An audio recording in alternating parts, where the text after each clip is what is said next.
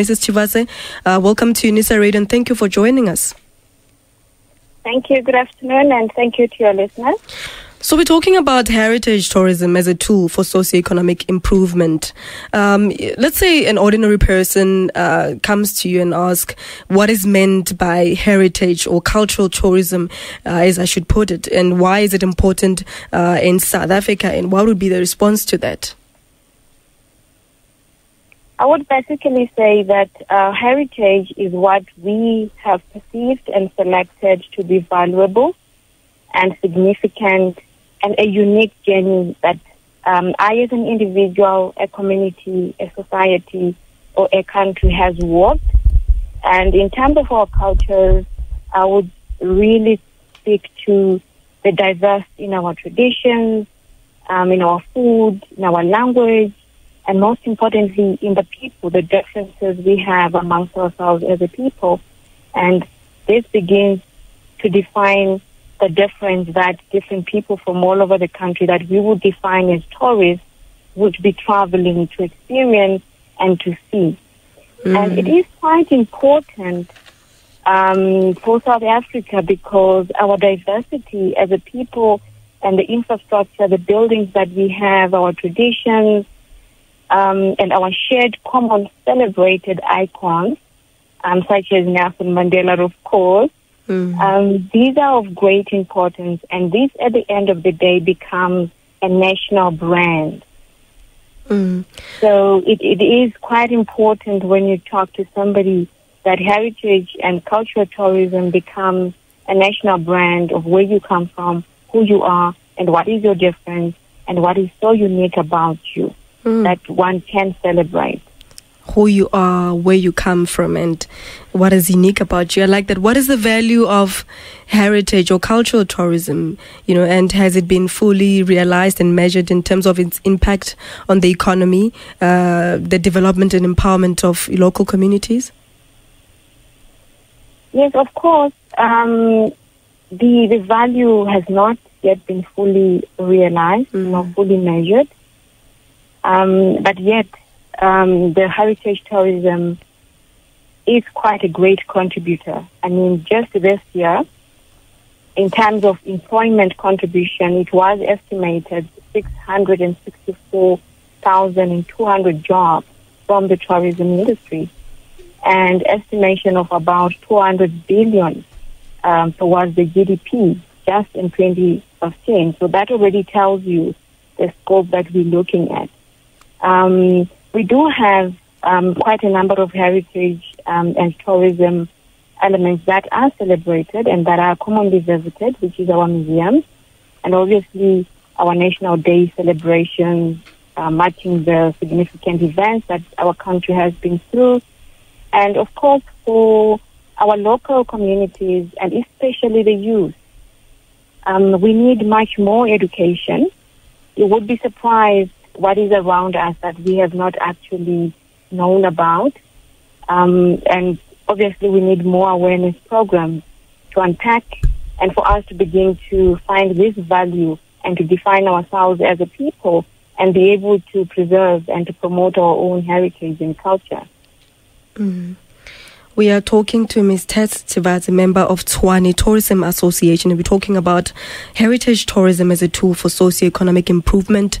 You can tweet your comments or question at UNISA Radio, and that's our Twitter handle, and Facebook is at UNISA Radio. So over the past a decade, Ms. Tshivhase, the trends in heritage and cultural tourism are increasingly showing that travelers are seeking authentic and memorable experiences through meaningful interaction with local people and their cultures. What is the role of the Tshwane Tourism Association in ensuring that this is achieved? The Tshwane Tourism Association brings together products and services.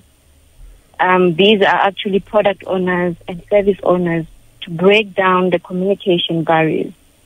You would find that, for an example, you can have the Fort Tracker Monument right opposite the Freedom Park. These are services and products that are just right opposite each other. But we need to break down and begin to cultivate communication in order for us to build up relationships, in order to support the tourism growth. it wouldn't help us not to communicate. We would not collectively contribute towards the tourism growth. And what we're saying is the Tshwane Tourism Association is communication is very important. Let's interact, let's engage. Let the smaller tourism businesses who do not have maybe capital for extensive marketing, therefore have a forum that allows them to market their businesses using word of mouth and relationships with bigger businesses. So you get the two together and they begin to interact, and the smaller learns from the bigger and the bigger also learns from the smaller. So this allows us to grow our tourism industry and to discover much more potential that we have within the city. Talking about relationships, what is the relationship between tourism and our environment? Well, tourism is the environment. You cannot separate tourism from the environment, be it social or economic or political environment, or merely just the landscaping, which is what is more popular or just right on our face. For us to be able to achieve the sustainability and the conservation measures to be able to be effective, we have to look at the environment at night, the infrastructure we have, the buildings we have, the cultural atmosphere that is what we are selling, because at the end of the day, people are part of the environment, and that is our selling point in tourism. The scenery is our environment. How well are we preserving and protecting our own natural resources that are around us? And if you would want to say the political environment, if I'm watching from outside South Africa, how stable is the country? How safe am I when we talk about crime and other activities? So tourism basically cannot be separated from the environment itself. And the relationship, therefore, is interlinked, and it's quite important that we ensure that the environment is stable and is suitable for tourism activities to take place. So looking at, heritage sites and legacy projects, do you think that they both have capacity to transform memory into cultural products that can be used to promote and preserve the South African heritage? Yes, I think they do. But I think the most important question will then be, how do we unpack? How do these legacy projects therefore operate? How do we implement the brilliant ideas we have around legacy projects? Because the truth is that the legacy projects seek to do exactly the preservation and the promotion of tourism, and they seek to define who we are, where we come from, and they seek to bring awareness in terms of what has happened in the past, what are some of the things that we have been through as a country that could be of significance, that could be unique, that define us, that could actually even increase the fit into our country. So those legacy projects and all the museums that we have are actually the vehicles to ensure that the heritage and the cultural tourism is vibrant and we discover more about ourselves. In terms of, skills impartation and distribution, what does the Tshwane Tourism Association do to ensure economic empowerment and skills development of people in the tourism industry? The Tshwane Tourism Association plays a coordinating role. Although it has undertaken some of its own training initiatives in the past, the Tshwane Tourism Association is a channel through which government and private sector training initiatives are coordinated in the city of Tshwane, and through which information on training and development programs are shared. The Tshwane Tourism Association members also, they can participate in a number of service training programs which are coordinated through the association, providing a platform where students, for an example, can get practical experience and where experienced staff members can get recognition of their skills. And I know, for example, the chairperson of the Tshwane Tourism Association is formally involved with the tertiary education institutions in the city to assist in formulating these programs to facilitate the development of postgraduate qualifications to ensure that the level of growth in terms of skills in our industry is not ignored. Let's turn our focus and look at the new visa regulations, which came into effect in June this year in an effort to combat child trafficking. What impact has it had, or does it have, on tourism since it went into effect? Well, we know that our international arrivals have decreased significantly since July of this year. However, there can be many contributing factors to this. Yeah, it's not just the new visa regulations. Even if you look just a little bit back, we know that the international travel pattern started changing from the time of Ebola. It has not yet fully recovered. And we have also had incidences of xenophobia. So there are many other factors I can mention.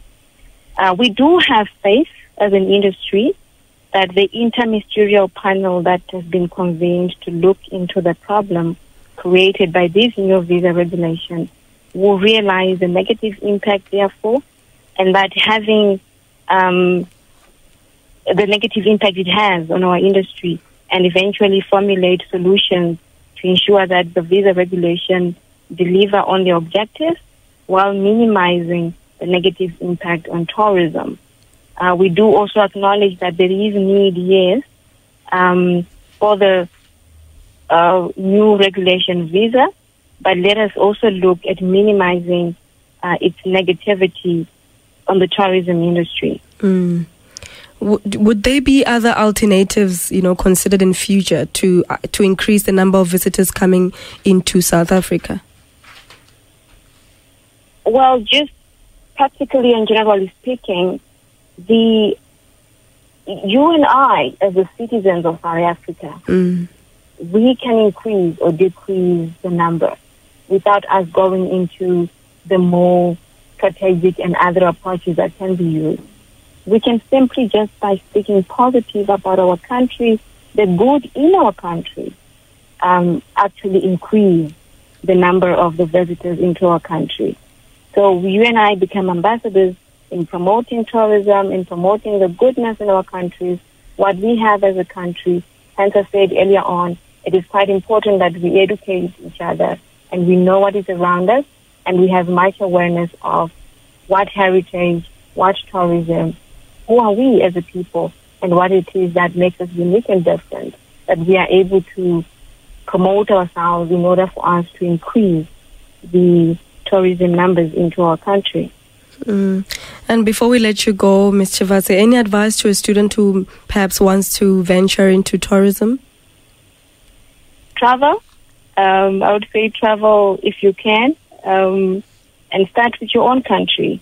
South Africans, let us change the perception that we are not traveling people. I do believe that we can travel, we can get to know our country, and if you would like to study tourism, get to know your country. Be successfully involved in tourism activities, and also what is also important is that if we as industry players must care about preservation, sustainability, we love our country and its people and its diversity, then we can be better tourism students. And tourism will grow bigger and bigger even in the future. So we just don't look at the money part, because I have heard a lot of students saying we're going in other universities, we're studying because there's a lot of money in tourism. So I'm going to travel the world. That is a wrong motive for doing anything. That is the wrong motive of taking tourism as a subject. I would say have love for your country, for your people. Have this desire, this passion to preserve who we are as a people and where we come from before we are wiped out and we become a people without a history.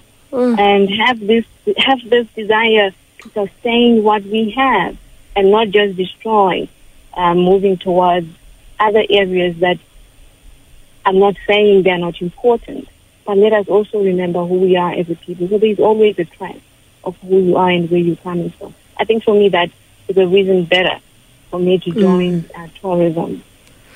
That was Miss Thetsh Tshivhase, member of Tshwane Tourism Association, talking about heritage tourism as a tool for socio-economic improvement. Mrs. Tshivhase, thank you for making time to be with us this afternoon. Thank you so much. Thank you to your listeners. Have a good day.